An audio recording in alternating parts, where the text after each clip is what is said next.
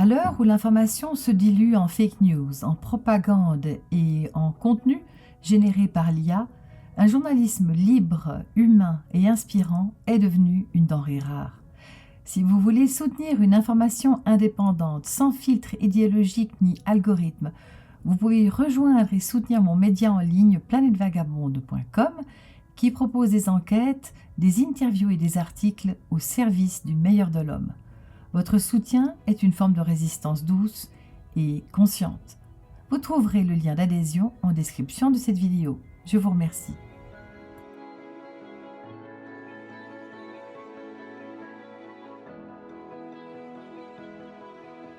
Chers abonnés, c'est la première interview de l'année 2026. Je suis très heureuse de vous retrouver sur la chaîne YouTube de Planète Vagabonde. Je vous rappelle que cette chaîne est gratuite, mais qu'en parallèle, j'ai un média en ligne par adhésion, par souscription, qui s'appelle Planète Vagabonde Média, avec des articles par l'inspiration et l'exemplarité, des contenus philosophiques, spirituels, géopolitiques, enfin tous les sujets qui me passionnent.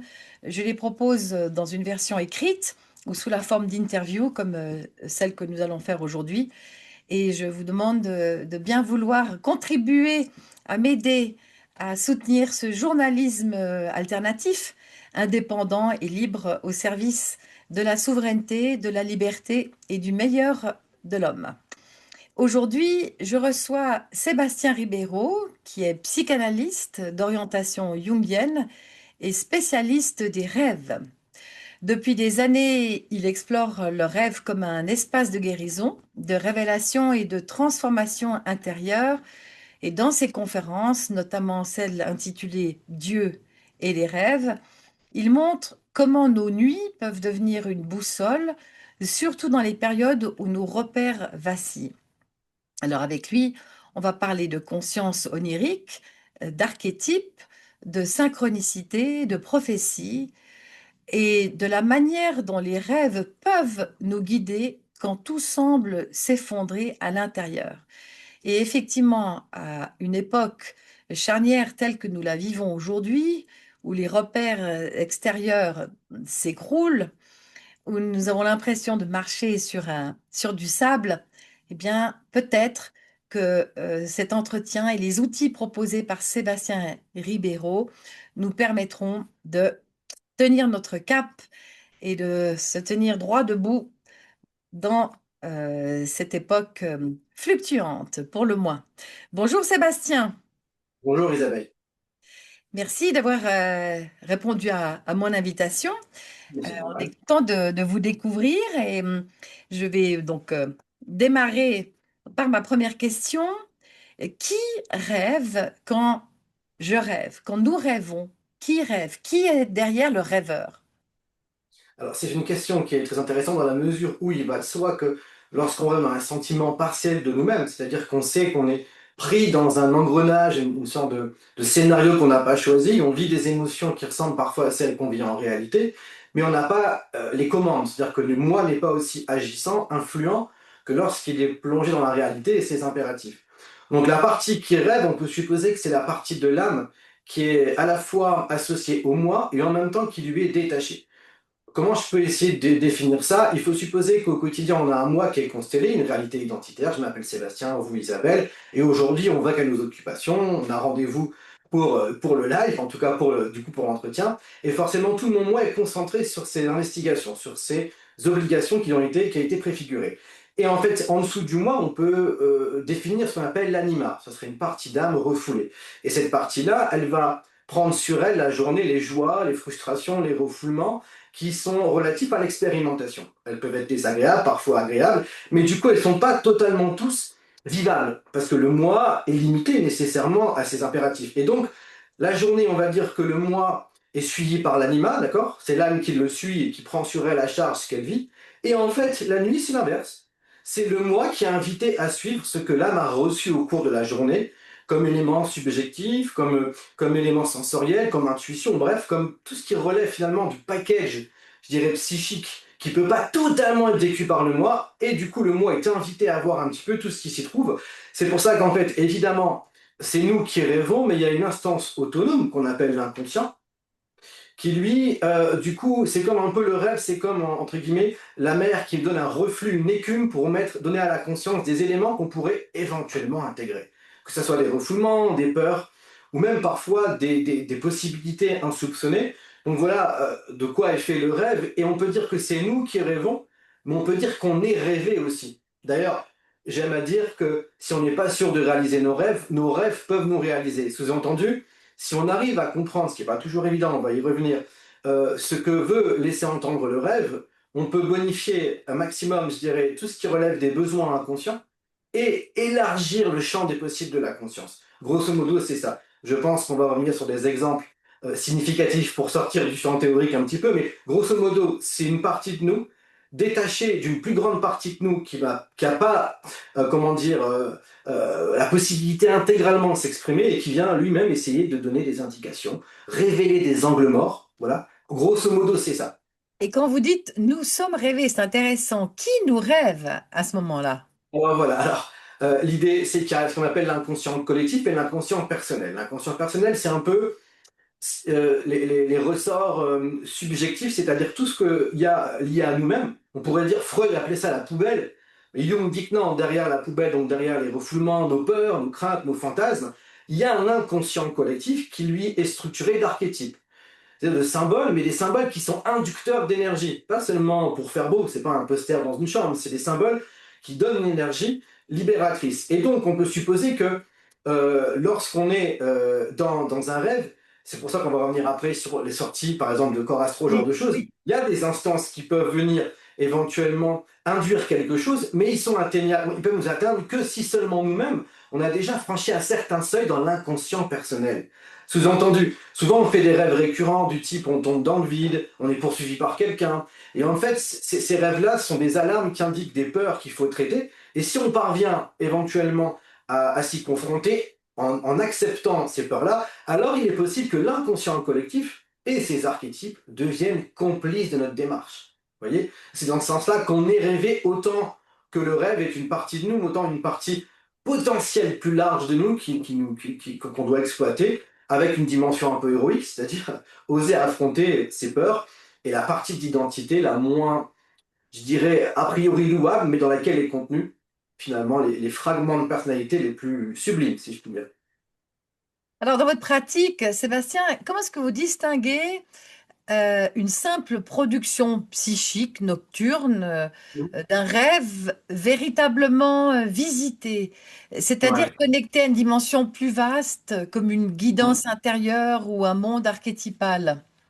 Alors, il y a plusieurs comment dire, critères de discernement. Alors, un rêve dit intrasubjectif, qui correspondrait justement à cette partie de l'inconscient personnel, souvent va utiliser des personnes qu'on connaît, des personnes familières, et des espaces dans lesquels on a vécu, maison d'enfance, chambre d'enfance, pour caractériser quelque chose qui s'est construit en nous dans notre rapport affectif. D'accord? Donc là, on va voir ça, et l'effet suscité est un effet émotionnellement marquant, mais il laisse pas une empreinte aussi impactante et je dirais fondamentale que le rêve, on va dire lumineux. Alors lumineux, c'est un terme qui qualifie le côté, on va dire, dans l'expérience spirituelle intense, l'intensité, on va dire, spirituelle, au niveau de l'énergie qu'on ressent. Et dans ce cas de figure-là, il y a une dimension beaucoup plus passive du rêveur, c'est que le rêveur est passif, et les forces qui l'entourent donnent une impression au rêveur de sublime, souvent. Alors, c'est du sublime qui peut parfois aussi être un sublime négatif. Il y a des rêves archétypiques, on est face à des instances néfastes, et là, c'est aussi fascinant que troublant et apeurant. Donc il y a les deux, en fait. Hein. Mais on reconnaît ça au caractère, à l'impact, au caractère lumineux. J'aurai les exemples après s'il faut. C'est qu'en général, les rêves sont plus courts, ils s'inscrivent plus dans la mémoire, on les oublie pas. Ils laissent une trace presque indélébile, même si le souvenir visuel s'estompe, la trace laissée est souvent assez forte en réalité. Et donc on distingue ça souvent parce qu'ils sont beaucoup plus clairs, moins alambiqués, parce que les rêves intrasubjectifs, alors j'en ai des milliers d'interprétés, en tous les cas que j'ai reçus et que j'ai dû interpréter, et on voit qu'il y a souvent des scénarios alambiqués, des changements, on va dire, d'environnement, des changements de cadre. Le rêve archétypique pur, lumineux, il est souvent beaucoup plus synthétique et direct. C'est l'un des critères qui permet de discerner les deux. Alors, comment différencier les sorties astrales et les rêves lucides. Ça, c'est encore deux choses différentes. Il y a de Oui, plus en alors, plus, par exemple, de cours pour sortir de notre corps, nous déplacer dans des dimensions parallèles. Et mhm. il y a même de plus en plus de témoignages aussi assez spectaculaires, je dois dire, de ces voyages dans d'autres espaces-temps. Alors, est-ce que c'est un signe de fuite du réel ou est-ce que c'est la naissance d'une nouvelle maturité de conscience? Est-ce que c'est dangereux de pratiquer ces sorties hors du corps? Alors, Ceinturon du corps, à l'image de Nicolas Fraise, Oui. que beaucoup de monde connaît à mon avis ici. Ou Anne et Daniel Meroy Gévaudan, qui sont vraiment les précurseurs aussi Exactement. de ces Et en fait, expériences.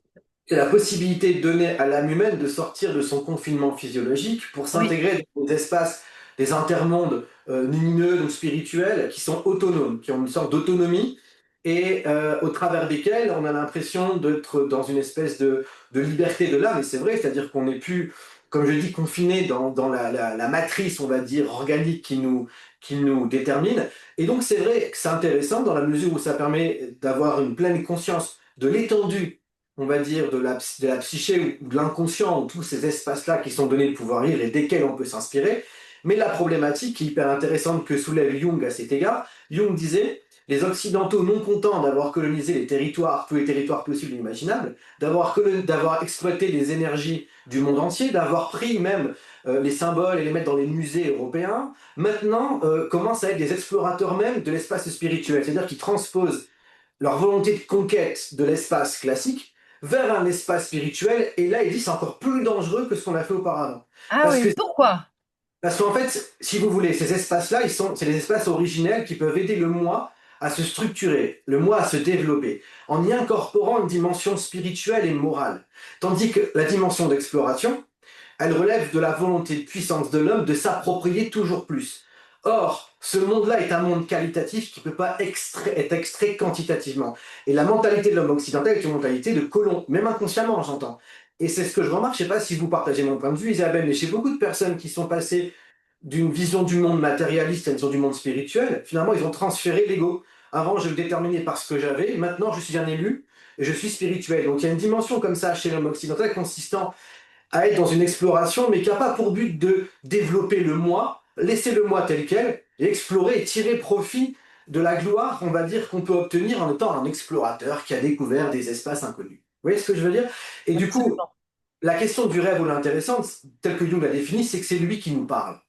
C'est-à-dire que c'est un langage de l'inconscient adressé à nous pour nous élever et nous montrer nos failles, nos possibilités de progrès et, je dirais, d'émancipation. Donc il y a une dimension d'humilité où on reçoit quelque chose, on verra après dans les rêves prophétiques, notamment dans la Bible, on en parlera probablement après. Donc en fait, c'est pas négatif en soi de vouloir voyager du coup de façon astrale, au contraire c'est passionnant parce que ça nous laisse à supposer qu'il n'y a pas que ce système métrique limité qui détermine ce qui on est, mais c'est avec toujours, on va dire, la mentalité inconsciente de celui qui veut s'approprier les choses. Vous voyez ce que je veux dire?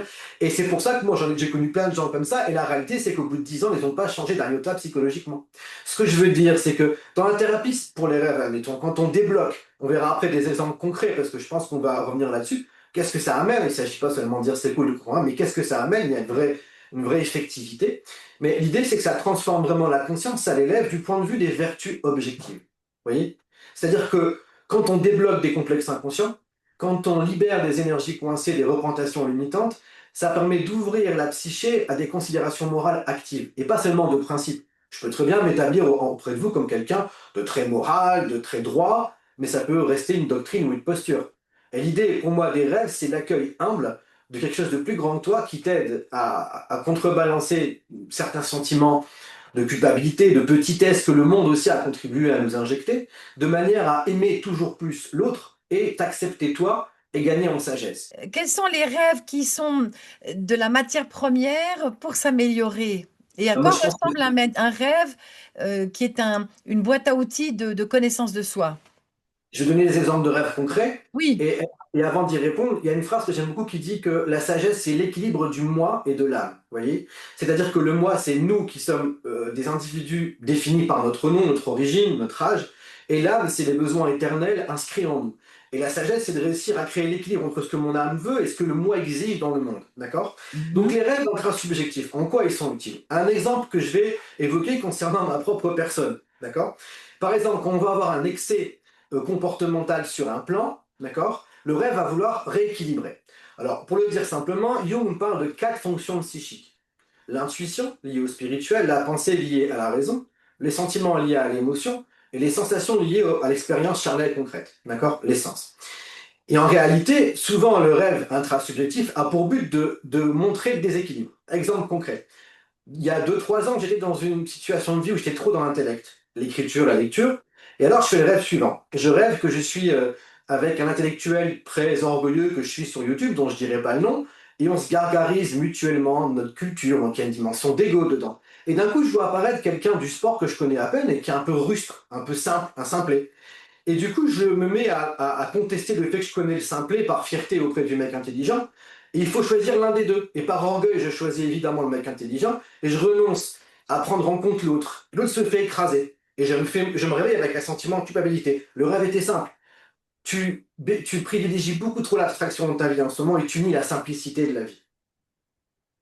C'est pas compliqué. Et pour autant, on aurait pu dire, mais comment ça se fait que je rêve de telle personne au sport, tel. Vous voyez, le rêve est comme, enfin, l'inconscient, un scénariste qui va utiliser des personnes parfois que vous côtoyez en exaltant un paramètre qui correspond à un besoin. Comme là, Sébastien, tu es trop en train de te définir sur l'intelligence et la culture et tu nies la vie simple. Et il choisit des personnages propres à ta vie courante.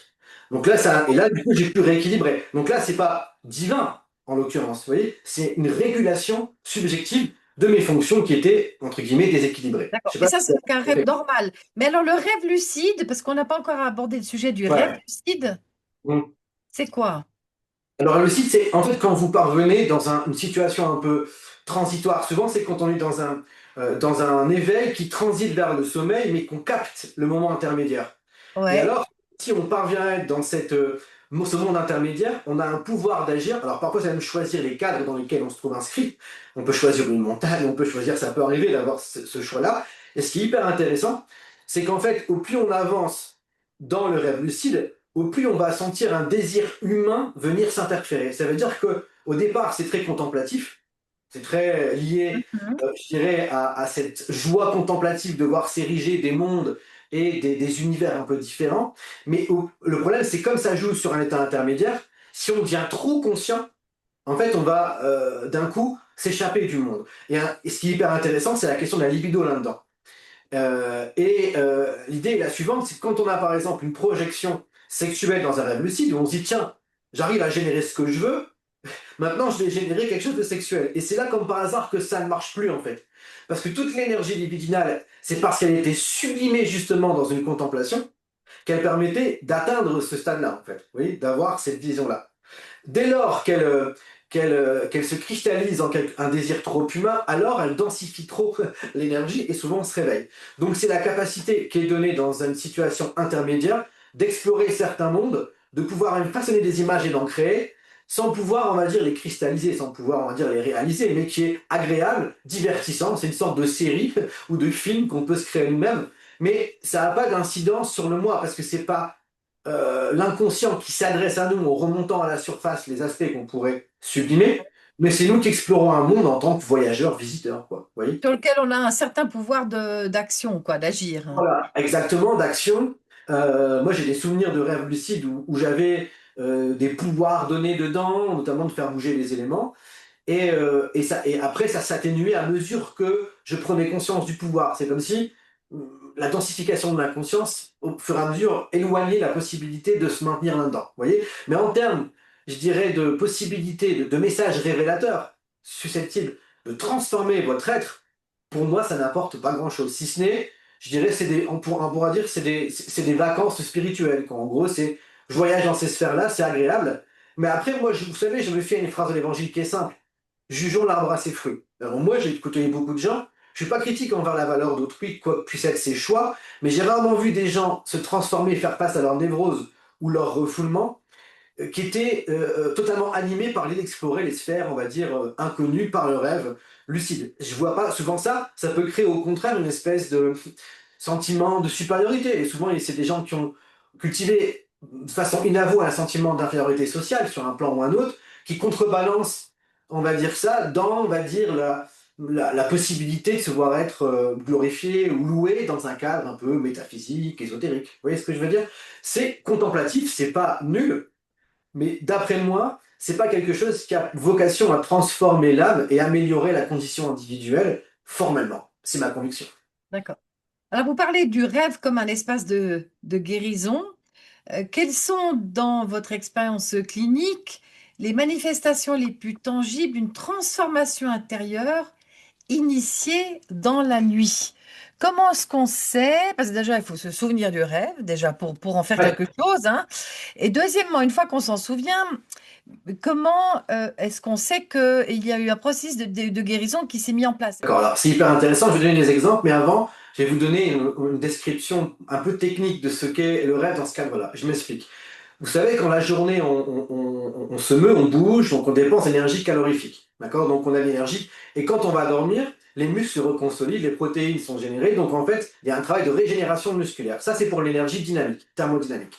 Imaginez-vous bien que quand psychologiquement, la journée, on agit, on a des pensées, des sentiments, des intuitions, ben, il y a une fragmentation de l'énergie, tout comme l'énergie, on va dire, thermodynamique. Et donc, en fait, la nuit va régénérer le muscle, et ben le rêve, c'est un peu ce qui régénère et qui reconsolide l'énergie qui s'est dissipée dans les pensées, les sentiments et les intuitions, d'accord?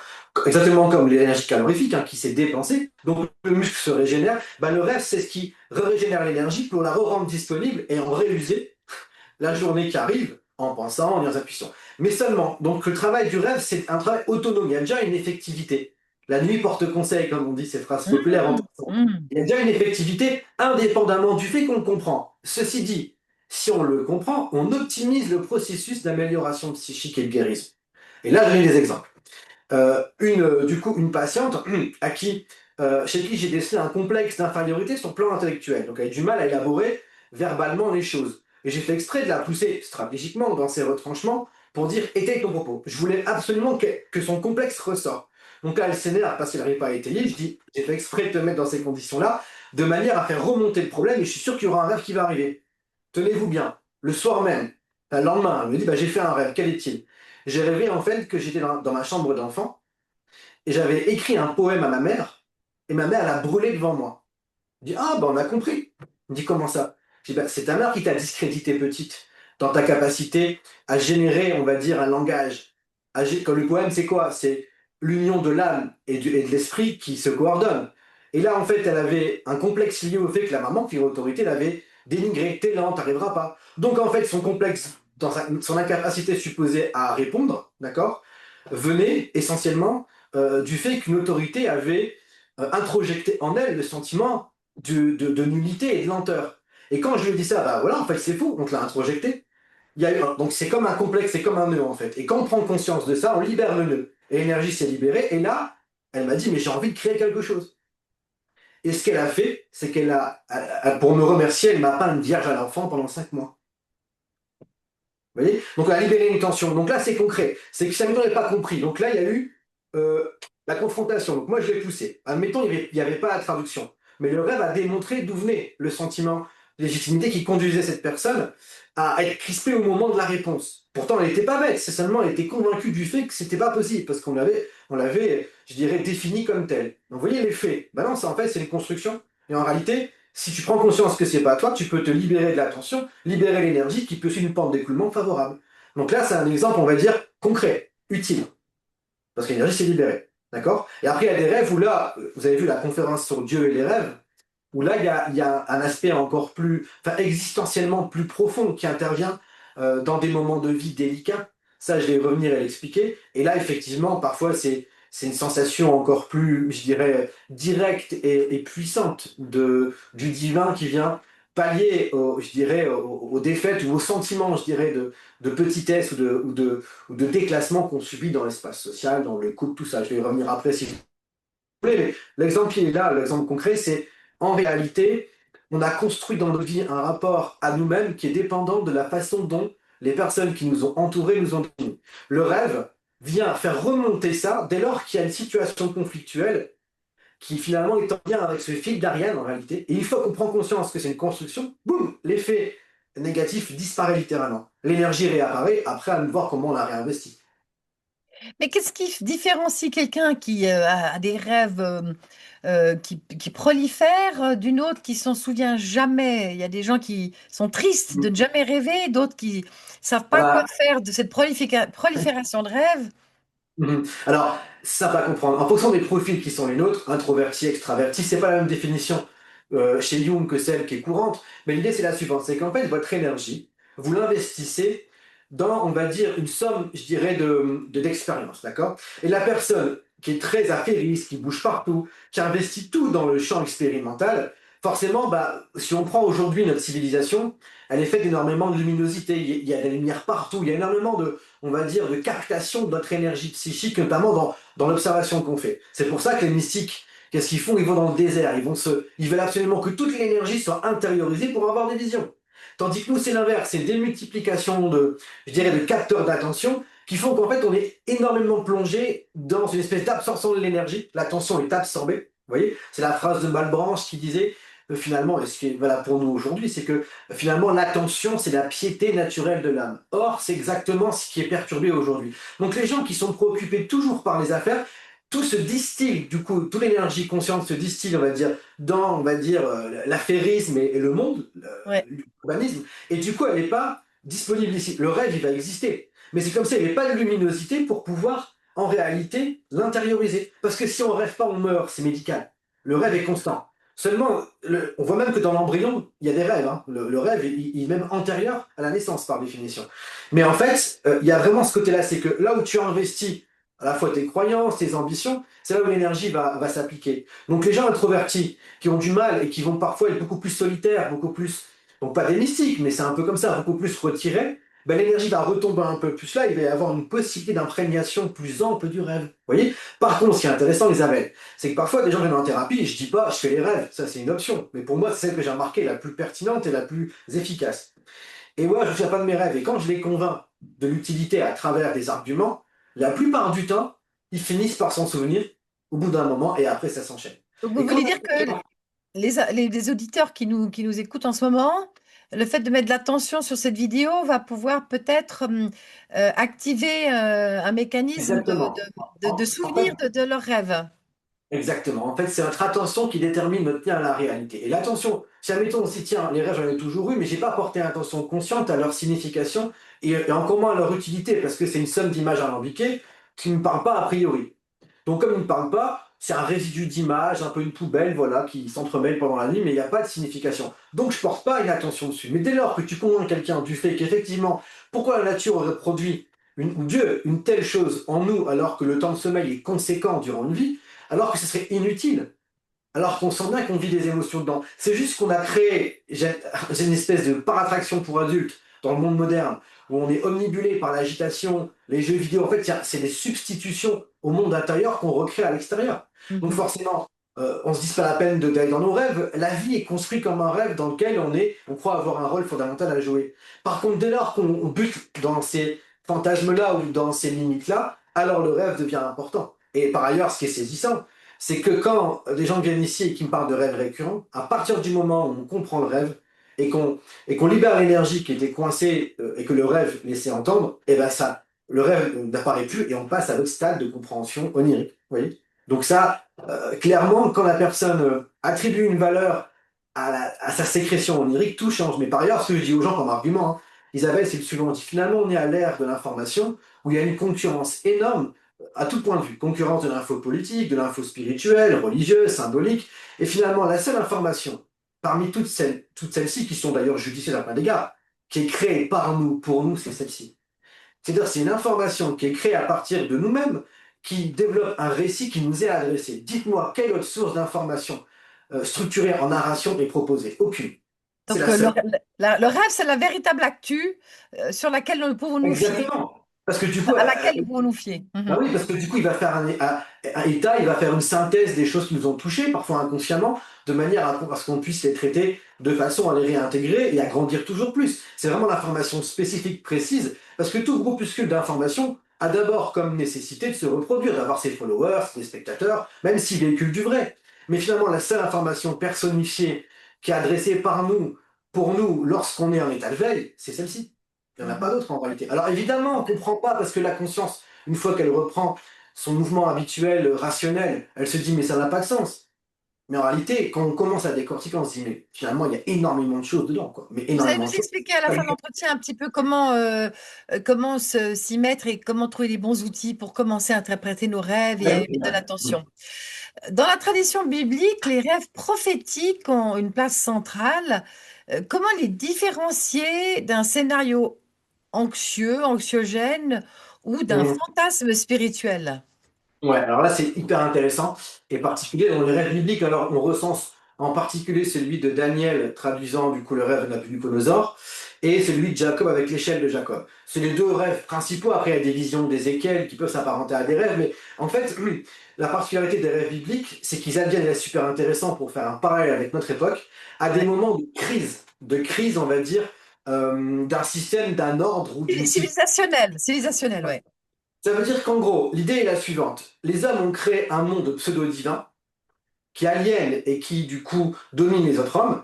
La foi, ça consiste à se désaffilier de ce système-là qui nous limite pour croire de façon presque aveugle en l'idée qu'il y a quelque chose de supérieur qui surdétermine les lois humaines. Vous voyez. Et ça serait par définition Dieu.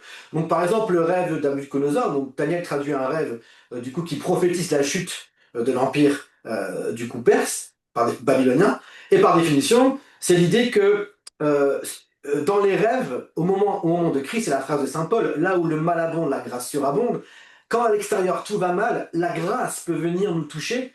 Là où en fait on s'y attend moins, c'est-à-dire là où Dieu peut s'adresser à nous, on va dire dans les tréfonds de l'âme qui est encore vierge de ce que la conscience subit, on va dire dans la politique qu'on voit aujourd'hui, on peut parler du Covid, enfin tout ça, il y a un espace encore. Si Dieu s'adresse à nous, vous voyez, Jung disait un truc génial.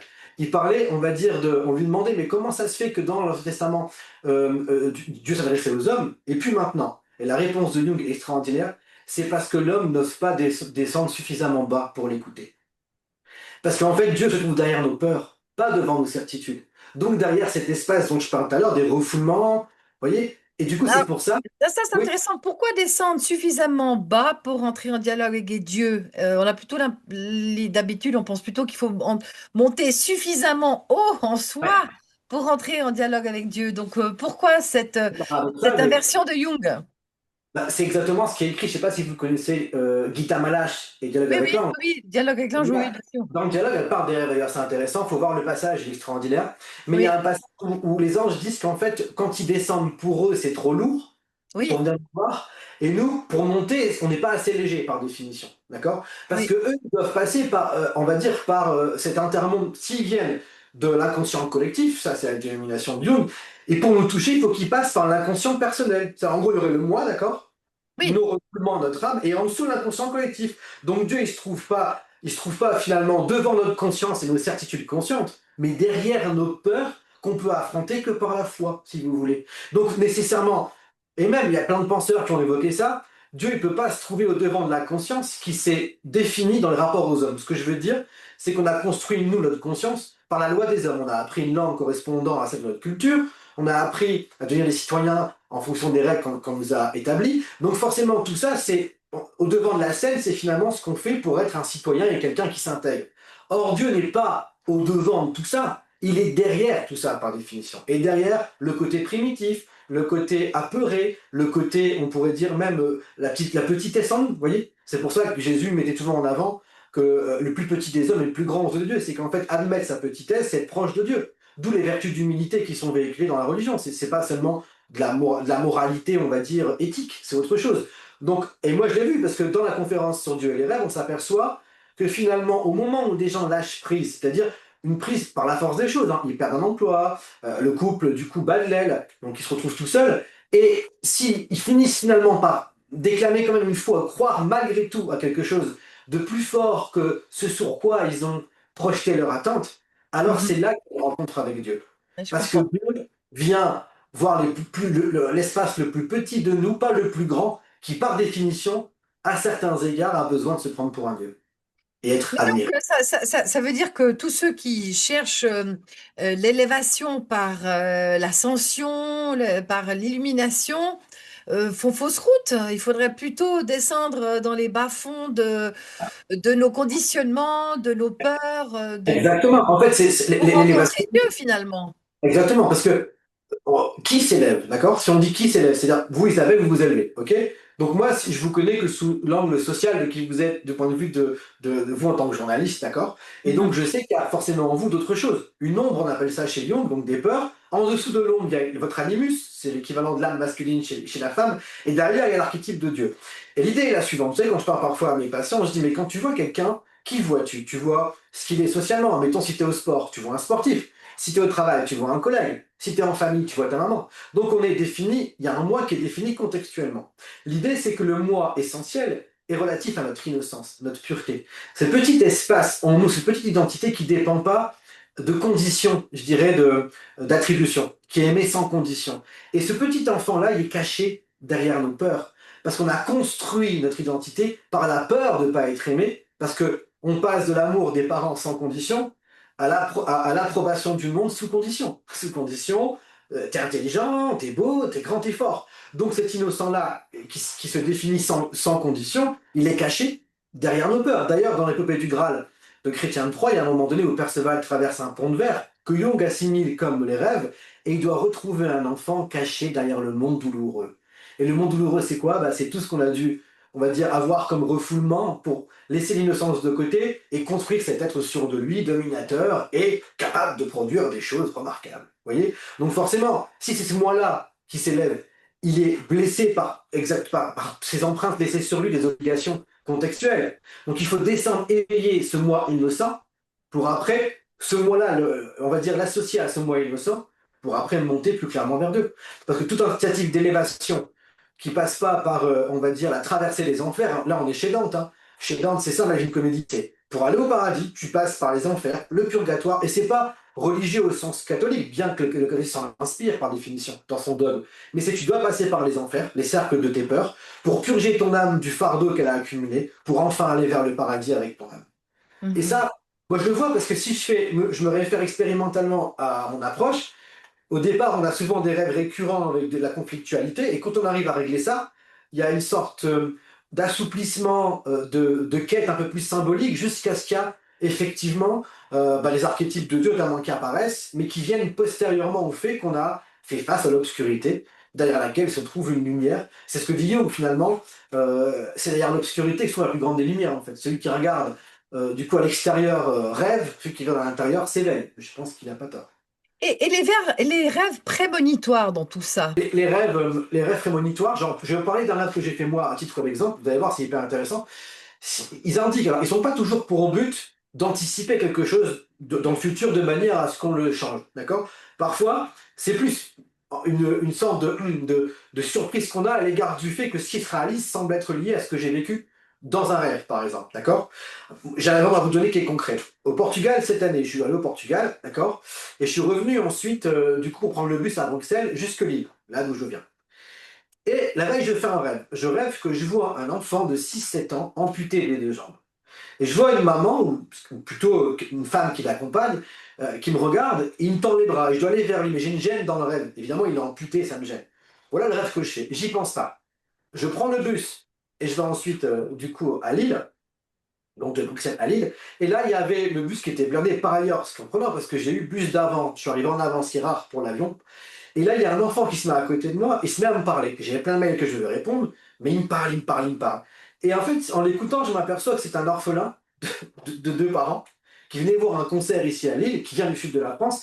Et pendant 1 heure, j'ai été dans une espèce de parenthèse enchantée parce qu'il dégageait un truc, cet enfant-là. Et la femme qui l'accompagnait, qui n'était pas sa mère mais sa tutrice, c'était la même visage que celle que j'ai la veille dans mon rêve. Donc c'est quoi le sens? C'est que la veille, j'ai vu un enfant amputé. Bon là, il n'était pas amputé au sens concret, mais il n'a pas vu ses deux parents. Donc c'était un orphelin. Et du coup, il me tendait les bras dans le rêve. Et là, il était avec moi, d'une disponibilité, d'une curiosité, il était d'une douceur, ce garçon. Donc j'aurais jamais pu faire quoi que ce soit du rêve de la nuit d'avant. Mais comment se fait-il que je rêve symboliquement d'un enfant amputé avec une femme qui l'accompagne et que le lendemain, la même chose apparaît et a une signification double? À la fois l'inconscient qui laisse à entendre, qui a une préfiguration de tout, par définition, c'est comme s'il marquait sa primauté, et en même temps, je sais que c'était un retour à mon travail, et mon travail consiste ni plus ni moins à réenraciner les gens dans l'inconscient collectif, notamment ceux qui ont des pertes de repères symboliques par rapport aux parents. Vous voyez? Donc là, il y a une dimension presque prémonitoire, d'un jour à l'autre. J'aurais pas pu l'utiliser par définition. Et après, il y a ceux de plus grande envergure, qui relèvent du coup des prophéties, où là, il y a évidemment des choses intéressantes, où là, on rentre dans du lumineux pur qui s'adresse à des personnes ayant une vie assez spéciale, assez marginale et dissociée de la vie active, souvent. Et là, ils disposent parfois disons, d'informations subtiles très profondes, mais pas susceptibles toujours de convaincre les autres, de par justement leur marginalité. C'est ce qui faisait le charme de la Bible, c'est finalement la marginalité, la foi en Dieu est plus forte, disons, que les injonctions des hommes. Vous voyez, c'était ça l'idée. Est-ce que les prophéties de Nostradamus peuvent être considérées comme des rêves prophétiques ou c'était plutôt des visions lucides? Ce qui est difficile, c'est qu'en fait, la somme des prophéties est assez. Enfin, il y en a tellement, et qu'il y en a qui partent du principe que ça a été des visions, d'autres qui sont des rêves, d'autres des prédictions instinctives, c'est ce que dit lui-même Nostradamus, hein, c'est qu'il y a une somme, on va dire, de choses qu'il rapporte, et je pense qu'il y a parfois des rêves, notamment chez lui, ou même si on prend le cas de Descartes, c'est super intéressant. Van Franz, qui est la collaboratrice de lui, elle a écrit un bouquin sur les rêves des grands hommes. Socrate, Thémistocle, Intéressant. Descartes, et en moi elle parle de trois rêves qu'a fait Descartes qui ont précédé ses découvertes en sciences. Et il a toujours dit qu'il s'est inspiré de ça. Et parfois le rêve vient donner l'aspect manquant d'un questionnement qu'on avait conscient dont on ne trouve pas forcément l'issue. Comme si l'inconscient apportait la dernière pierre à l'édifice. Et là, c'est pas du tout prémonitoire, mais c'est limite, on va dire, un accompagnement. Et il y a souvent des gens qui prétendent avoir eu dans des rêves des inspirations, vous voyez. Et ça, je crois que c'est vrai. Je pense que si les leçons permettent de nous éveiller, les rêves permettent de nous inspirer. Et je pense que l'inspiration, parfois, est plus importante que les leçons. Parce que on a beau savoir des choses, mais pour les découvrir et pour avancer, je pense qu'il faut ouvrir en soi et dans son âme un espace susceptible de laisser quelque chose de plus grand en nous rentrer et susciter l'inspiration. Vous voyez? Vous évoquez souvent, Sébastien, le lien entre Dieu ou une instance transcendante et l'expérience onirique. Dans un monde Mhm. largement désacralisé, tel que nous le connaissons en tout cas en Occident, comment réhabiliter ce pont intime entre le divin et la psyché? D'accord. En fait, on le réhabilite parfois simplement en disons, en observant à quel point les gens qui souffrent ont la possibilité paradoxale d'avoir cet apport. Alors, dans la conférence, je l'évoque beaucoup, il y a des situations, j'ai un exemple concret, voire plusieurs à évoquer. Il y avait du coup une femme atteinte d'une maladie auto-immune, donc sclérose en plaques, qui avait des conflits avérés avec son conjoint, sur qui du coup elle misait beaucoup. Et à un moment donné, celui-ci s'en va, et elle a le sentiment d'être seule et désespérée. Là, elle fait un rêve, donc elle ne peut plus s'appuyer sur rien du tout. Elle ne travaille plus, elle a une maladie importante. Et là, elle rêve, et c'est assez saisissant. Elle rêve qu'il y a du coup dans le jardin un pendoir comme il y avait à l'époque, vous savez, avec un gros poteau en fer et un pendoir pour pendre le linge. Et elle rêve qu'il y a du linge qui est pendu là et qu'elle a du mal à le ramasser parce qu'il y en a qui est à terre et elle voit arriver derrière son père. Mais pourvu d'une aura singulière, correspondant pas à sa réalité individuelle. Elle se retourne, a le sentiment, il y a une genre de toche blanche magnifique et rayonnante, et quand il le touche, les symptômes disparaissent et elle ramasse le linge. Le linge correspondait au conflit émotionnel, on dit bien laver son achat en public, donc du coup la frustration du conflit, et l'archétype de Dieu s'est habillé des attributs du Père pour marquer, on va dire, son apport. Et donc là, c'est la foi, vu que là, la personne censée l'aider s'est désinvestie, et finalement c'est bien, elle a pu miser que sur une entité qui est Dieu, qui a un point d'appui ultime, alors que les autres, c'est des points d'appui contextuels. Vous voyez ce que je veux dire? Et bien là, l'archétype de Dieu est venu la soulager pour dire appuie-toi sur moi quand la détresse est trop importante. Et ça a généré une canalisation hyper importante et elle a suivi un processus spirituel intéressant, mais pour le coup personnel. Autre exemple intéressant aussi, une étudiante, parce que je suis étudiant en psychologie, et qui avait fait un rêve, donc elle est d'origine maghrébine, mais elle a une sympathie pour le christianisme sans être convertie pour autant. Et elle rêve qu'elle est dans un endroit, notamment chez sa cousine, où au bout d'un certain périple, hein, je dis pas tout le reste, ce serait trop long, elle voit apparaître à la tête le Christ rédempteur de Rio, là, comme ça, elle est en élévation, avec à la fois une face diurne, donc le jour, et une face nocturne. Et c'est marrant parce que Jung dit que l'archétype de Dieu, le soi, il réconcilie le conscient et l'inconscient. Le moi, on va dire, enfin, ouais, la conscience qui est diurne le jour et l'inconscient qui est la nuit. Alors, il résout l'irrationnel et rationnel, si vous voulez. Et là, elle voit ça, elle a une sorte de satisfaction incroyable d'avoir vécu ça. On en discute. Et le fait est que, du coup, je dis, bah, c'est un signe du lumineux qui t'appuie, qui te donne un apport. Et quelques temps plus tard, elle me dit, écoute, j'ai la réunion de Noël habituelle, j'ai pas envie d'y aller, c'est les gens avec qui je suis en conflit. Elle était vraiment craintive. Elle voulait pas, elle pleurait avant d'y aller. Elle se rend sur place et sa tante avait acheté un mois avant un tableau du Corcovado, du Christ le Rédempteur. C'est-à-dire que là, il y a une dimension synchronistique, en fait. Donc un appui qui vient contrebalancer. Alors pour elle, au départ, c'est beaucoup la peur de rater ses études, parce qu'elle, du coup, elle changeait de boulot, donc elle avait un investissement conséquent. Et c'est comme si au moment où c'était Dieu, il y avait ce point d'appui-là qui les supportait le doute, la peur. Vous voyez?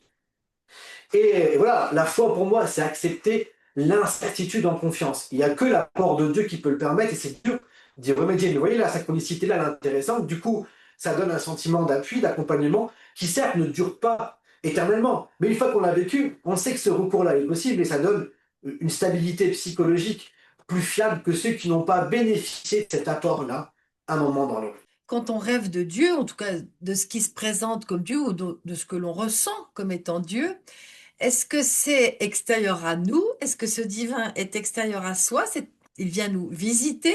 Ou est-ce que c'est la part divine en l'homme qui se manifeste dans notre rêve sous une forme singulière? Mhm. Bah, c'est dur à dire, mais je vais dire ce que je pense, parce que nous, on réfléchit toujours en termes d'espace concret. Donc nous, on parle de distance, on parle de réalité géométrique ou mathématique.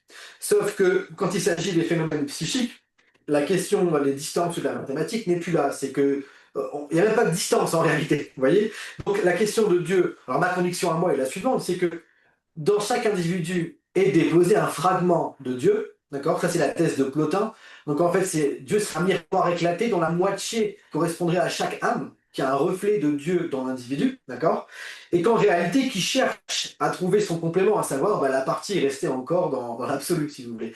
Donc, ma conviction à moi, c'est que le Dieu est un phénomène intérieur, et ce phénomène intérieur se détermine par, je dirais, la volonté qu'il induit en nous et le désir, vous voyez?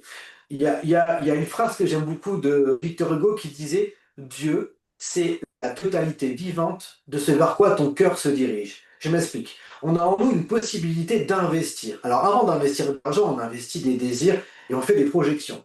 Je suis, ma voiture, c'est moi. Ma maison, c'est moi. Donc Dieu, c'est le capital de désirs mis à disposition qu'on peut choisir d'orienter à tel ou tel endroit. Vous voyez ce que je veux dire? Seulement, comme aucune chose ne peut être à la hauteur de la projection, elle finit toujours par nous décevoir, et soit on en change régulièrement, soit on finit par décider de retourner à la source du désir qui nous est permis de vivre dans les projections. Et justement, les chutes, les frustrations, les séparations sont autant d'opportunités pour revenir à la source, on va dire, divine, qui est ces eaux pures, au travers desquelles il est possible de s'abreuver sans avoir besoin constamment d'être dans la quantité ou dans le changement. Vous voyez? Donc il y a une autre phrase que je dis toujours, c'est que finalement, Dieu, c'est le point de convergence ultime des désirs conscients et inconscients. Derrière l'enfant qui cherche une sucette, l'homme qui veut draguer une femme, le projet immobilier qu'on a, il y a un désir en nous, une somme d'affect et d'énergie correspondant à ce que Dieu a laissé en nous comme possibilité, je dirais, d'être. Et forcément, on peut s'établir la première partie de la vie selon ce prisme-là, mais inévitablement, il finit par être insuffisant. Et là, il y a un retournement, une métanoïa, et on va chercher l'origine du projecteur. Amen. Je sais pas si vous voyez un peu l'idée. Alors, c'est vrai qu'aujourd'hui, on observe une forte perte de repères pour la collectivité humaine, de repères extérieurs au niveau des institutions, des autorités, des récits communs. On ne sait plus à quel narratif se vouer, hein, puisque tout se contredit, se chevauche, enfin, ça devient vraiment assez chaotique. Pensez-vous que le rêve soit en train de revenir à un territoire intérieur souverain où on peut reconstruire du sens, on peut retrouver une direction et de la confiance en soi et en la vie? Oui. Alors justement, pourquoi je pense ça? Parce que, vous savez, une collectivité fonctionne à partir du moment où un projet commun est viable. Donc en gros, je prends mes parents s'inscrivaient dans l'idée de progrès technique, technologique, et il y avait visiblement de quoi avoir foi là-dedans, d'accord? Foi dans l'idée qu'on progresserait, notamment grâce aux découvertes technologiques, tout ça, l'arrivée de l'an 2000, il y avait cet engouement. Sauf que maintenant, les perspectives pour les jeunes sont extrêmement limitées. On est quand même plutôt dans une idée péjorative de ce que demain produira. Ce qui veut dire que on n'a plus de boussole, je dirais, politique, plus de boussole idéologique, capable de nous donner confiance pour l'avenir et comment il faut s'orienter. Donc là, c'est un mal apparent, mais qui cache un bien plus important. C'est que du coup, c'est un peu comme ce qu'évoque Philippe Guimand dans ses travaux sur du coup l'éthique de la conscience, quand il dit qu'il faut être dans le détachement, lâcher prise, confiance, pour ensuite être dans le foi, intuition, don de soi, avec l'idée des rétro-causalités. C'est en gros, si mon futur n'est plus absolument figé dans ce que le système me dit de produire parce qu'il y a des défaillances qui se voient, je vais être obligé, moi, de retourner à moi-même pour construire un futur à partir d'une connaissance de moi, de ce qui me personnifie, et d'une volonté d'application d'un destin, et pas seulement d'une production, on va dire, de fourmilière, par définition, qui est un peu ce à quoi on va dire, travaillé durant des années. Donc en fait, le rêve serait une des modalités. Et pour moi, pourquoi c'est la plus puissante? Ce que Jung expliquait, c'est qu'il dit, vous pouvez très bien faire de la chiromancie, vous pouvez faire de l'astrologie. Ça va toujours vous permettre d'avoir une idée, on va dire, hyper intéressante de vos possibilités. Mais aucune chose n'est aussi dynamique, continue, dans l'information de vous-même que n'est le rêve. C'est presque une information sur mesure donnée constamment, comme un miroir des angles morts donné constamment à vivre. Et dans un monde où il y a une concurrence de l'information incroyable, où on ne sait jamais à quel sens vouer, à quelle entité, on va dire, faire confiance, je suis convaincu que l'information personnelle qui est délivrée par le rêve, si difficile soit-elle au départ à entendre, parce qu'au départ, les rêves sont plutôt difficiles parce qu'il faut remonter la partie la plus obscure, donc on a du mal à l'assumer. Mais si on traverse ça, derrière, il y a la possibilité d'être en lien avec une boussole intérieure qui, à mon avis, va permettre à des gens d'abord de se trouver pour ensuite participer au monde. Tandis que là, on disait, trouvez-vous en participant au monde. Et pour moi, maintenant, c'est l'inverse qu'il faut. Dans certaines traditions, notamment chez Sri Aurobindo ou Rudolf Steiner, ou même Bernard de Montréal, qui était un initié québécois qui a développé la psychologie évolutive ou le supramental, que j'affectionne particulièrement.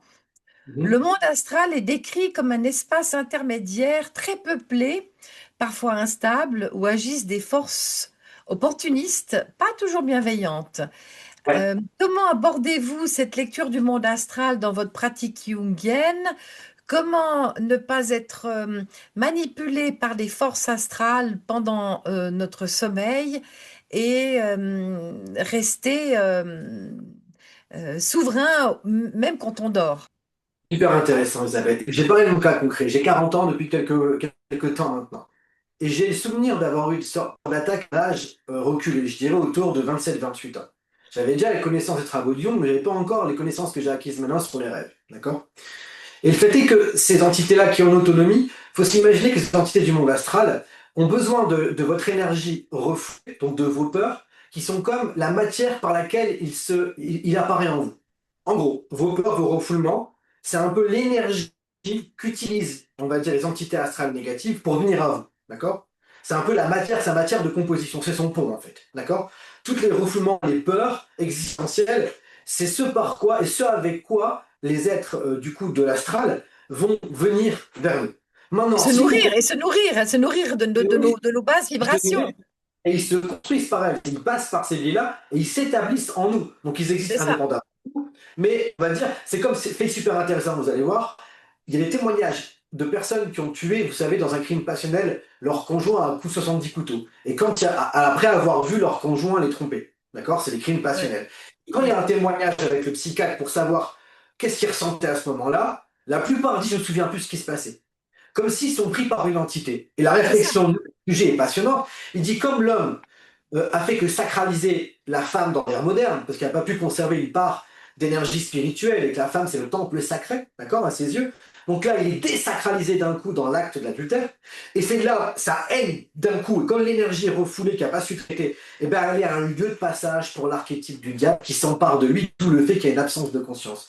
Et maintenant, pour revenir à cette catégorie-là et moi, ce que j'ai pu vivre, j'ai vécu des choses de cet ordre-là, pas du tout de crimes passionnels, rassurez-vous Isabelle, mais j'ai vécu des choses d'oppression Et quand j'ai commencé à m'individuer, à savoir aller voir mes peurs personnelles, ça veut dire comprendre mes peurs individuelles que mes rêves me révélaient, et bien figurez-vous que j'ai plus jamais eu ce genre de choses.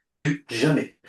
Parce que justement, c'est les peurs personnelles, cultivées véritablement dans l'élaboration d'une conscience, qui sont les lieux de passage du monde astral. Vous voyez? Et là, Mais c'est ce que ce j'ai peur. sont, ouais, mais donc, mais ces entités du monde astral, donc elles sont autonomes, elles ont une existence propre. Oui, oui, et c'est pour ça que les religions, notamment quand le catholicisme parle des démons, du diable, je pense Ouais, que c'est une réalité qui existe dans un espace donné, mais qui n'a de possibilité d'entrer dans la mesure où notre énergie s'avère être défaillante, c'est-à-dire des refoulements conséquents, une conscience très dissociée. Alors là, il y a un lieu de passage pour cette entité-là. Donc, ça existe que dans la mesure où nous-mêmes, on fait coexister en nous des peurs sans jamais les garder. Vous voyez? Et ouais, le problème du monde moderne, c'est que comme on n'a pas le temps de les traiter parce qu'on est des hamsters dans une roue en fait. c'est Donc ça. on a des peurs, mais on va les résorber dans des activités. Je fais du sport tout le temps, C'est je ça. sors. Et du coup, qu'est-ce qui se passe? C'est que dès que c'est la nuit, les peurs, comme elles sont juste atténuées du coup par le biais hormonal, quoi, elles réapparaissent tout le temps, mais elles sont dissipées sans jamais vraiment que les fondements disparaissent. Je sais pas si vous voyez ce que je veux dire. Oui, Il y tout à fait. a des lieux de passage énormes pour cette entité-là, vous voyez. Mais alors, Mais histoire. que nous conseillez-vous pour colmater nos brèches de sorte à ce que les entités astrales qui se nourrissent de nos peurs et de nos conditions, de nos conditionnements les plus réducteurs ou limités, ne viennent plus nous parasiter? C'est simple et compliqué. Simple, c'est identifier l'ombre. Ouais, L'ombre, c'est la partie de conscience refoulée par nous-mêmes qui comprend à la fois tout ce qu'on a eu comme sentiment d'échec, comme frustration, sentiment d'humiliation, mais associé, aggloméré aux fonctions psychiques qui ne sont pas développées. Exemple, moi je suis intuitif, pensée. Donc disons, ma fonction refoulée, c'est sensation. C'est une fonction liée à la sensation. Donc mon ombre, je sais que c'est la sensation, d'accord, associée à mes peurs d'enfance et autres, d'accord. Et du coup, dans les rêves, cet ombre va apparaître sous les traits de personnalités que j'ai connues qui étaient contraires à moi, des extravertis, sensations. Et le fait d'oser appréhender ce que moi je réfute, pas. Alors on dira que c'est parce que c'est ce que je pense, c'est parce que non, c'est parce que t'as pas intégré ça en toi, donc tu le diabolises. Diaboliser, ça veut dire diviser. Donc c'est regarder en soi ses propres peurs existentielles, savoir ce qu'elles nous disent. Il y a des rêves, par exemple, où parfois on fait face à quelqu'un, on se bat contre lui et finalement on fait qu'alimenter sa force. C'est un peu comme dans tous travaux d'Hercule. Et du coup, l'Hydra a cette tête-là. Dès qu'on coupe, quand on affronte nos peurs sans jamais les comprendre, elles restent là et elles sont en lieu de passage de cette entité, justement. Donc l'idée, c'est qui suis-je? Quelle est ma fonction psychique qui domine? Quelles sont les choses que je réprouve? Jung disait, regardez votre plus grande peur, vous saurez où est votre prochaine étape. Et du coup, c'est voir ces peurs conscientes plutôt que de les fuir dans un spiritualisme 2.0 où le moi s'échappe de lui-même plutôt de voir en dessous de lui l'espace qu'il doit réussir comment dire, à comprendre et à transformer. Parce que nos peurs, c'est l'espace potentiel de nos futures réussites. Il faut imaginer l'ombre et nos peurs comme on va dire du pétrole encore non raffiné qu'il faut forer pour ensuite transformer. Mais la plupart mm, des gens refusent ça, vous voyez. Et Jung le disait. Il disait l'occidental va se réfugier dans mille et une façades spiritualistes pour ne pas avoir à se confronter à sa propre âme. bah, c'est ce qu'il est dit dans Dialogue avec l'ange, justement, quand on demande à l'ange, mais qu'est-ce que le mal? Et l'ange répond, bah, le mal n'existe pas, ce n'est que du bien en formation. Et je vous encourage de voir la page 77 de ce livre-là et regardez ce qu'il dit dans les rêves. Non, mais je vous le dis parce que je l'ai retenu il y a quelque temps et dans la dernière version, je crois, publiée, il y a un passage sur le rêve où elle dit justement que dans le rêve est cachée une porte centrale de la partie supérieure. Ah ouais, Gita ne comprend pas ça. Elle dit mais non, mais moi je rêve pas et elle s'énerve l'entité. Tu comprends pas, le rêve est super important. Faudrait relire ça pour voir à quel point c'est pertinent. ok. Mais c'est vrai qu'il y a cette idée-là que finalement le mal n'est pas, il est objectif, mais il peut nous atteindre que dans la mesure où on nie le propre mal qui correspond à ce qu'on a sécrété par la dualité. Parce que forcément dans la dualité on sécrète toujours, il y a le bien et le mal relatif. Et Dieu c'est le bien absolu qui permet ce bien et ce mal relatif, par définition. On arrive bientôt à la fin de cet entretien. J'ai ma dernière question, puis on va aussi élaborer sur les outils, bien sûr, pour que chacun puisse quitter cette chaîne avec quelque chose de concret dans les mains et dans le cœur et à l'esprit. Dans un contexte de fragilisation psychique collective, tel que c'est le cas aujourd'hui, avec, comme vous le disiez tout à l'heure, les écrans omniprésents, une forme d'anxiété collective, avec cette perte de repères omniprésente, une hyperstimulation avec le divertissement et toute forme d'action, d'activité dans tous les sens. Pensez-vous que l'humanité soit plus exposée qu'avant aux dérives du monde astral et que le travail sur les rêves devienne aussi ou devrait devenir nécessairement un enjeu d'hygiène de conscience? Ouais. Alors là, c'est intéressant. Évidemment, je pense que les rêves vont devenir un enjeu d'hygiène de conscience, parce que je le vois, c'est pas seulement un postulat théorique, mais c'est en pratique, je le vois. Mais la question du coup du danger du monde est intéressante, parce que on voit évidemment apparaître aujourd'hui une espèce de dépendance frénétique et nerveuse des individus, notamment des jeunes, par rapport, disons, aux moyens techniques nouveaux, réseaux sociaux, écrans. Et en réalité, il va de soi que la problématique relève d'un système nerveux hypertrophié. Donc en gros, un besoin de sécréter des schémas hormonaux constants de dopamine. Donc ça, on le sait, voilà, c'est clair.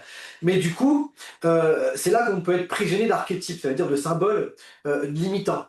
La publicité, par exemple, utilise des archétypes pour nous vendre des produits, donc des symboles. On nous vend, je parle souvent de la caprice des dieux qui est un fromage. Pourquoi on nous parle d'un ange? Parce qu'il y a un espace symbolique en nous qui est tellement affilié à ces principes supérieurs qu'on essaye d'utiliser à des fins consuméristes. Mais oui, alors pour moi, le danger de l'astral, il est le suivant, c'est que dans la mesure où les hommes et femmes auront du mal à s'insérer dans une incarnation concrète de la vie, parce que du coup, elle est plus, non pas séduisante, mais elle donne plus le sentiment de produire suffisamment de garanties, de joie, de retour sur investissement, d'être dans une espèce d'introversion, alors qui peut être regrettable, parce que du coup, on peut se désincarner, et là, on voit le phénomène des geeks et compagnie, et du coup, être le proie de ses propres peurs qui nous dit va pas dehors, attention, c'est dangereux, ne travaille pas, attention, parce que tu risquerais de communiquer, tu risquerais d'avoir du mal. Donc il y a évidemment l'ombre qui est nos peurs. Au plus elle va donner des justifications à la conscience de pas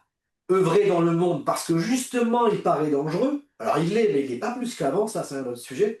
Et évidemment, il peut y avoir un danger comment dire, de se réfugier dans un espace pseudo-symbolique, et là c'est les réseaux sociaux, c'est les jeux vidéo, et être on va dire, la proie continue de peur qui nous limite dans l'expression spontanée de notre être qui demande à sociabiliser. Ça, c'est la première des choses. Et pourquoi le rêve peut permettre, du coup, de rééquilibrer ça? Et j'ai aussi en patientèle des personnes qui sont très isolées, soit dans l'informatique ou dans les jeux, ou qui ont des boulots qui font chez eux par définition et qui permettent d'esquiver le lien social. Et on voit là des rêves, mais d'une richesse. Parce que tout ce que tu vas pas appliquer qui relève d'une nécessité, on pourrait dire presque, comment je pourrais, naturelle de progresser. Parce que l'individu, vous savez, l'intelligence, finalement, en biologie, on dit que c'est la capacité qu'a un système, enfin, une entité, à s'adapter et évoluer au sein d'un système. D'accord? Donc nous, c'est un système social. Donc si on n'arrive pas à aller avec les gens, ben, c'est comme si on atrophiait une fonction qui tend à devoir se développer. Donc le rêve, il va marquer, il va montrer un peu cet aspect-là, les peurs qu'on a de tout ça, et il va devenir de plus en plus oppressant. Et c'est un cauchemar. Et le cauchemar, c'est une alarme consistant à dire attention, si tu. Et là, j'ai eu des choses hallucinantes, Isabelle. Si tu ne prends pas en compte ce qui se passe là, dans les alarmes récurrentes qu'on te donne, tu risquerais d'avoir une problématique de santé psychologique qui va devenir, on va dire, la seconde alarme, mais cette fois-ci non plus indicative comme le rêve, mais physiologique. Vous voyez, j'ai un cas concret, tenez-vous bien, hein. Quelqu'un qui rêve, c'était cet été. Alors, c'est un ami à moi. Et je lui dis, écoute, le rêve que tu as fait, il est important.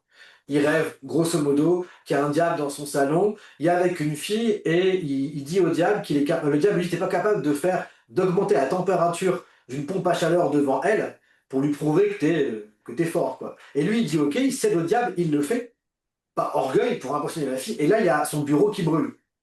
Et je dis, écoute, ton rêve là, je vais pas donner les détails sur Donc, pourquoi, comment, qui brûle dans le rêve, donc. voilà, dans le rêve, le brûlot brûle. Et souvent, ça indique un changement nécessaire, soit qu'on fait par nous-mêmes, soit que la vie va nous imposer. Et je dis, écoute, là, il y a des choses qu'il faut qu'on voit ensemble, qu'il faut que je te dise, parce qu'il y a danger. Il y a danger, il y a danger. Il faut que tu réformes ça, ça et ça. Je vous dirai pas quoi, hein. Mais si tu le fais pas, la vie va nécessairement engendrer une expérience corrective. Un mois après, il m'appelle, accident de moto, il a failli mourir. Première chose qu'il me dit, C'est dû à quoi? Je dis, écoute, on va pas être dans une réflexion immédiate parce que c'est pas le but à l'instant, mais à l'évidence, le rêve laissait supposer, là en l'occurrence, le rêve de son bureau qui brûle, une situation délicate à venir s'il ne prenait pas en compte fondamentalement ce que je lui disais. Ce qu'il n'a pas fait ou qu'il a fait en surface, pour ainsi dire. Vous voyez? Donc évidemment, là, on va rentrer dans un temps d'enjeu existentiel plus important parce qu'on sort d'une espèce d'infantilisation de la société de consommation vers une responsabilisation d'une société qui va bâtir sa raison d'être sur le spirituel en subordonnant le matériel au spirituel.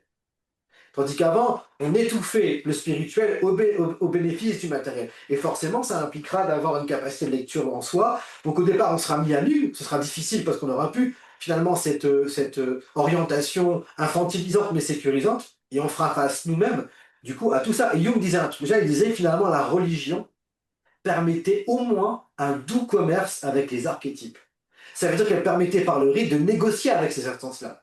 Maintenant, on a oublié ça, du coup ça arrive à nous d'une façon puissante et débordante, et on essaie de l'assouvir dans le consumérisme, et ça engendre un tourbillon infernal de nervosité, de peur, d'attente déchue, enfin bref, tout ce que vous savez déjà, Isabelle. Je voulais revenir à l'exemple de votre ami et ça me permet de sortir pour moi la plus grande citation, enfin une des plus grandes citations de Jung que je connais très mal, mais en tout cas c'est quelque chose qui m'a beaucoup marqué et qui m'a accompagné toute ma vie. Vous allez bien me confirmer qu'elle est bien de lui d'ailleurs, j'espère. Ce qui ne vient pas à la conscience revient sous la forme du destin. Exactement. C'est juste, La hein? citation exacte, c'est tant que vous n'aurez pas rendu l'inconscient conscient, il C'est ça. dirigera votre vie et vous l'appellerez destin. Exactement. Je trouve ça très, C'est ça. très, très Oui, puissant. c'est ça. Maintenant, alors, quels sont les outils que vous avez envie de partager à ceux qui vous écoutent maintenant pour les encourager à travailler avec ce matériau des rêves, de sorte à ce qu'ils puissent déployer leur bonheur, déployer leur libération intérieure. Premier conseil, je vais en donner deux ou trois, mais le premier et qui est crucial, c'est donner une considération pour votre espace intérieur et son expression.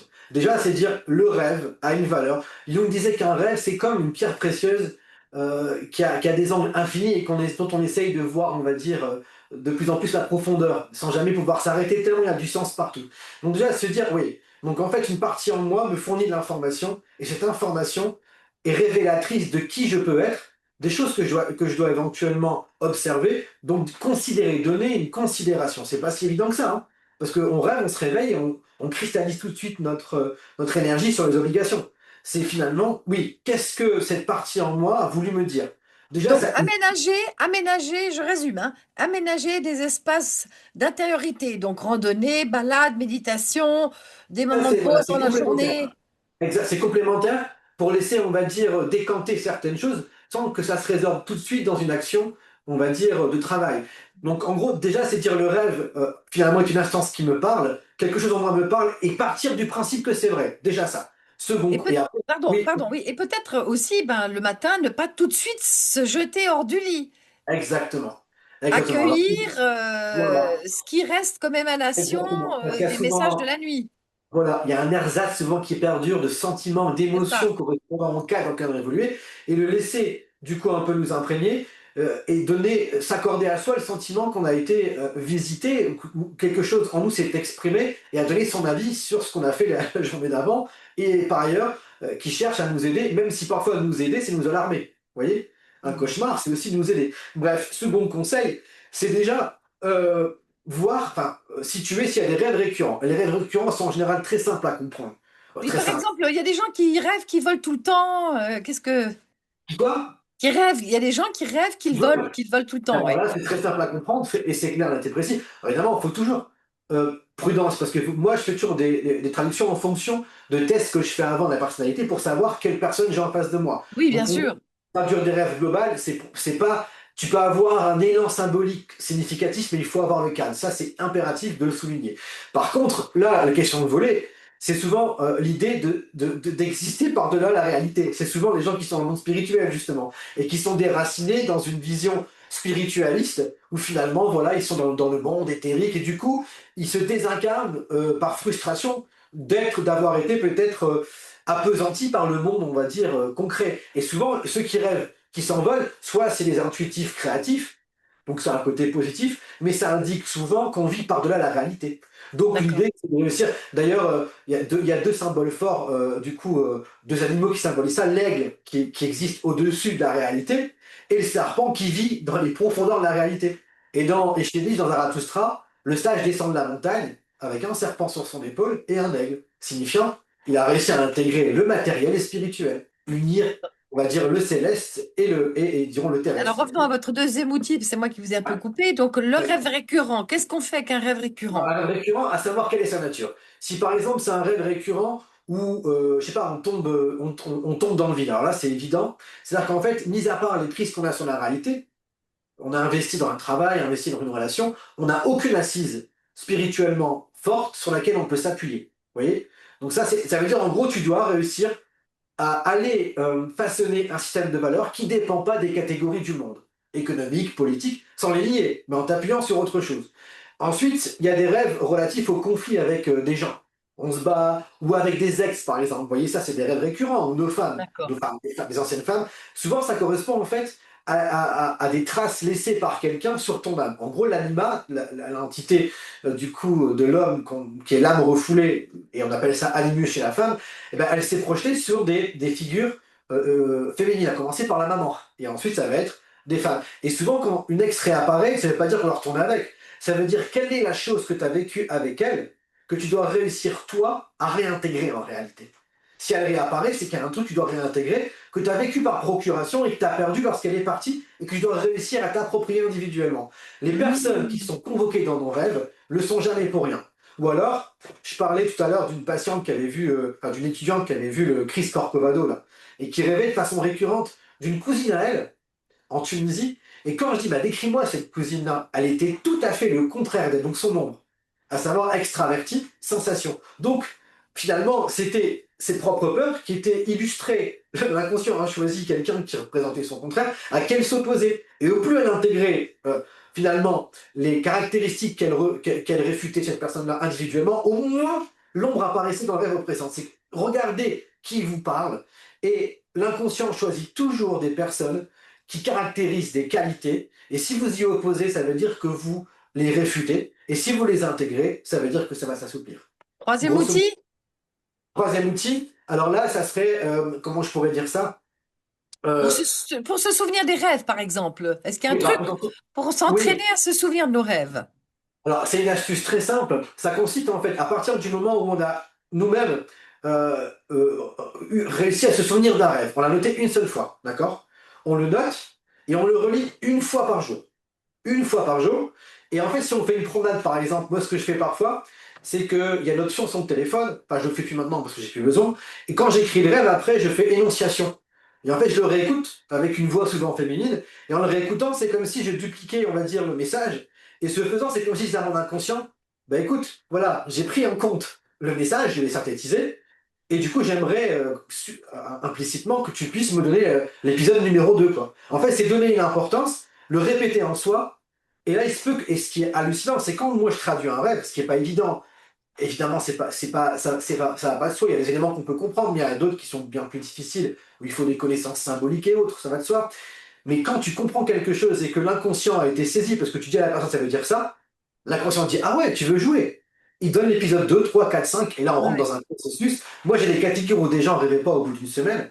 Et juste après, une fois qu'il y a eu juste un rêve, j'ai peut-être 120 pages de pages Word avec des rêves. Mhm. Vous voyez. Donc il y a une prolifération. S'en souvenir, c'est donner une considération, le noter et le répéter. Et juste parfois, pas besoin de le traduire, mais juste remettre les images de ce qu'on a noté en tête. C'est-à-dire les faire perdurer un minimum, une fois ou deux par jour. C'est, Ok. on va dire, s'inscrire dans le dialogue en réalité. Et puis, donner des consignes à son cerveau avant de s'endormir ou à des sphères supérieures avant de s'endormir. J'aimerais avoir ce soir, j'aimerais garder mon rêve. Ouais. Euh, Alors, c'est souvent, ça s'appelle poser voilà. une intention du coup de résonance pour qu'on puisse avoir une réponse. Mais finalement, dans les prières aussi, quand il y a un examen de conscience, dans même les formules de prière courantes, il y a l'idée de demander à Dieu de nous pardonner, de demander à Dieu de nous aider. Et rien qu'une prière, c'est déjà demander indirectement à l'inconscient de nous fournir les éléments de réponse susceptibles de nous élever. Donc parfois simplement, moi je dis toujours que une des clés, c'est de réfléchir, de faire un examen de conscience de sa journée, qu'est-ce que j'ai fait aujourd'hui? Est-ce que j'ai été bon? Est-ce que j'ai produit des comportements judicieux, pas judicieux? Et après, se pardonner à soi et d'avoir un regard tolérant envers soi-même, mais lucide. Et en général, quand on a cette lecture sur nous, sans s'endormir après avoir vu un film tout de Ouais, suite ou écouter une ouais. vidéo, c'est-à-dire que le récit qui va précéder notre endormissement est celui de notre quotidien, dans les pensées. Juste ça. Juste ça. Qu'est-ce que j'ai fait aujourd'hui? Et on retrace, espace d'une minute, ce qu'on a fait. C'est Et ça. en Donc, faire général, un petit peu son examen de conscience avant de s'endormir. exactement. Et Et surtout, là, en ne pas général, l'interrompre par, comme vous dites, une vidéo, un film. voilà, faire ça. Et en général, c'est comme si ben, on plongeait avec cette pas programmation, mais en tout cas cette densification de pensée qui va être relayée ensuite par l'inconscient qui va en produire le complément significatif, pour ainsi dire. Très bien. Parfait. Voilà. Merci beaucoup, Sébastien Ribeiro. Est-ce que vous avez envie de partager une actualité vous concernant? Oui, Conférences, livres? alors oui, j'ai un livre du coup qui est disponible sur mon site et sur Amazon qui s'appelle Pour une sublimation des temps à venir, donc qui est une explication un peu philosophique et sous forme de récit des enjeux modernes et de l'impact possible du rêve. C'est assez sophistiqué, mais je pense que ça peut intéresser pas mal de monde. Et aussi, on est en train du coup avec mon équipe de proposer des formations parce que comme je forme des gens, j'ai beaucoup de gens en thérapie, mais j'arrive plus à faire tout seul, je forme des gens.